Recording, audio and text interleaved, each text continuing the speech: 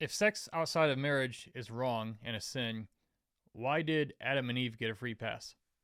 In the modern church, we look at whether people are legally or not legally married and judge whether or not them having sex is sinful or not.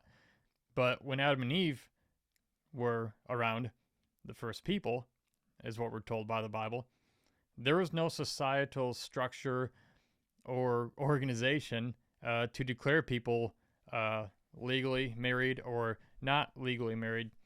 And so, what actually defined marriage between Adam and Eve? And is it different from how we define marriage nowadays? And if so, why? We're told in the Bible that God is the same yesterday, today, and forever.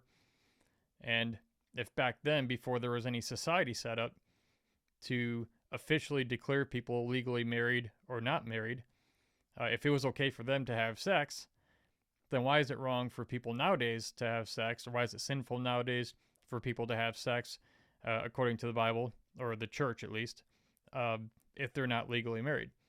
Is there a different standard of marriage that God has now that he didn't have then?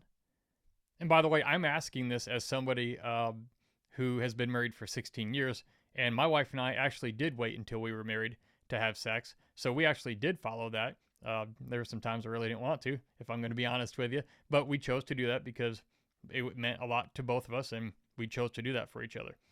But now I just wonder, again, obviously it's not good for people to just go sleep around with everybody, regardless of your spiritual beliefs.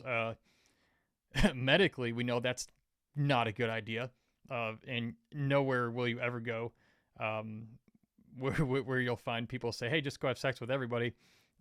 That's never a good idea. And if they are saying that, those people are kind of out there. So I'm not saying you should just go wild and go have sex with everybody, but what's the difference between how Adam and Eve had sex and we're not in sin? And we are if we're not married. Has God's definition of marriage changed over the years, over the centuries? And if so, who changed it? Or how do we know that? What do you think? Leave a comment. Let me know. I'm curious to hear your responses.